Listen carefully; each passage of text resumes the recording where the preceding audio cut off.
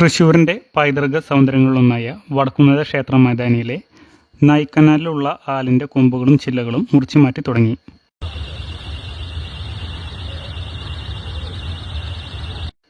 കാലപ്പഴക്കത്തെ തുടർന്ന് ആലിനുണ്ടായ ബലക്ഷയവും വെള്ളമിറങ്ങി ആലിൻ്റെ ഉൾവശം ദ്രവിച്ചു തുടങ്ങിയതിൻ്റെയും പശ്ചാത്തലത്തിലാണിത്. നേരത്തെ 2 തവണകളിലായി ആലിൻ്റെ കൊമ്പുകൾ ഒടിഞ്ഞു വീണും അപകടം ഉണ്ടായിട്ടുണ്ട്. പ്രധാനമന്ത്രി നരേന്ദ്രമോദി പങ്കെടുത്ത സമ്മേളനത്തിൻ്റെ ഭാഗമായി ആൽമരത്തിൻ്റെ കൊമ്പുകൾ മുറിച്ചു മാറ്റിയത് നേരത്തെ ഏറെ വിവാദം സൃഷ്ടിച്ചിരുന്നു. ആലിൻ്റെ ബലക്ഷയത്തെ തുടർന്ന് ആൽ മുറിച്ചു മാറ്റി പുതിയത് സ്ഥാപിക്കാനും ട്രാൻസ്പ്ലാന്റേഷൻ നടത്താനും തീരുമാനിച്ചിരുന്നുവെങ്കിലും KFRAയിലെ ഡോക്ടർ സുജനപാലൻ നടത്തിയ പരിശോധനയിൽ അപകടാവസ്ഥയിലായ കൊമ്പുകൾ നീക്കം ചെയ്ത് ചികിത്സ നടത്താനും 1 വർഷത്തിനകം ആലിനെ പഴയതിനേക്കാൾ കരുത്തോടെ കൊണ്ടുവരാനാണ് ശ്രമം നടക്കുന്നത്. നേരത്തെ ശ്രീമൂലസ്ഥാനത്തെ ആൽമരവും ഇത്തരത്തിൽ ചികിത്സ നടത്തിയാണ് സംരക്ഷിച്ചത്. 1 നൂറ്റാണ്ടിലേറെ പഴക്കമുള്ളതാണ് നായ്ക്കനാലിലെ ഈ ആൽ.